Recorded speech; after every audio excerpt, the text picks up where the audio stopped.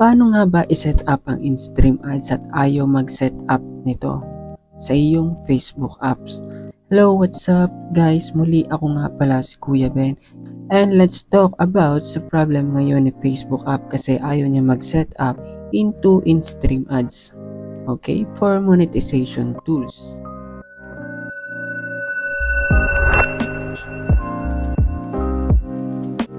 I'm Kuya Ben and I am professional social media coordinator para sa mga beginners. Ikaw ba ay nakaka-experience ng ganitong pag-setup? Well, bago mo i-set up yan, may dapat ka munang malaman.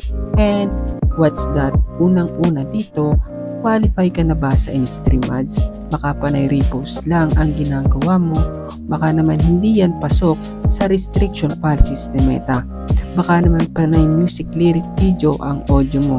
So kung ganun, advice ko sa'yo, huwag mo munang i-set up yan. I-review mo muna ang iyong content or video bago mo gawin yan. Okay? So balik tayo sa topic. Paano i-set up ito? Unang-una dyan, para ma-set up mo yan, kailangan mong naka-desktop mode ang Google mo or gumamit ka ng computer or laptop sa pag-set up. First, punta ka sa Facebook or sa Google, kailangan naka-desktop mode ang CP mo or computer mo. Number 2, i-click mo ang Meta Business site. Number 3, i-click mo ang monetization tools.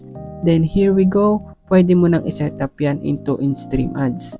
Note, hindi pagka-setup ay member ka na ng in-stream ads for monetization. Ito ay abutin pa ng 1 to 2 week for review.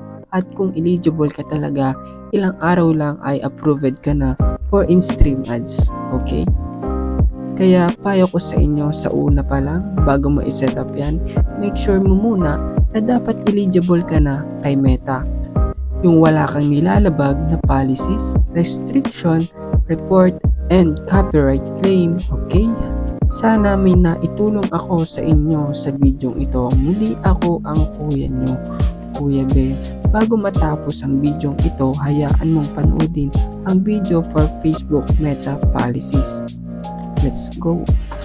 Hi, ako nga pala si Kuya Ben. I am a social media coordinator.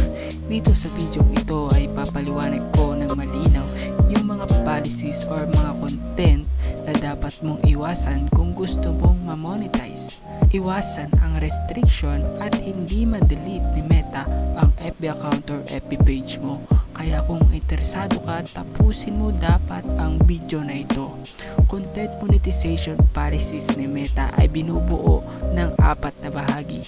Ito ay ang prohibited formats, prohibited behaviors, prohibited categories, and restricted categories. Para malinaw kayo, prohibited is bawal, restricted ay pinaghihigpitan ni Meta. Let's talk about number 1, prohibited formats. In Tagalog, ito yung mga format or editing na hindi pinapayag ni Meta sa video mo.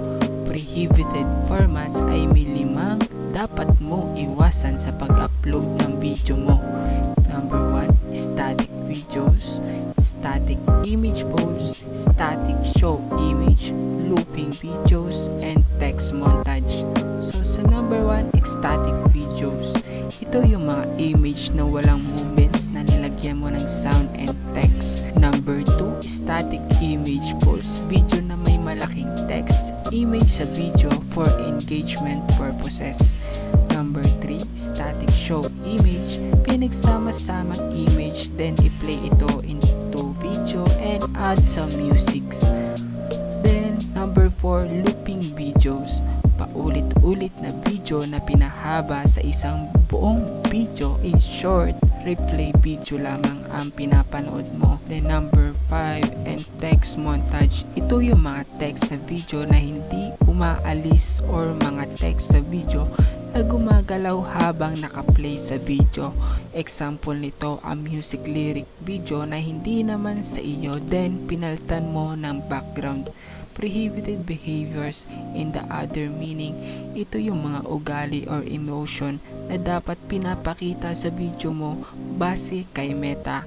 Ito ay binubuo ng 2 categories. Una, engagement bait, and number 2, soliciting engagement. So sa number 1, engagement bait, in term of engagement page. Ito yung mga video na ginagawa mo para ma-encourage ka na like and share yung video nila. Ito yung mga video na may mga link sa comment section or sa ibabaw ng video to encourage some products or other website but not prohibited sa policies ni Meta. The best example nito ay yung mga video na may link ng sugal, pagpopromote ng sugal, paglalagay ng image or text sa loob ng video about some website or products. And other example nito ay ang pag-encourage mo sa viewers to heart or angry reaction kung anong reaction ng viewers mo.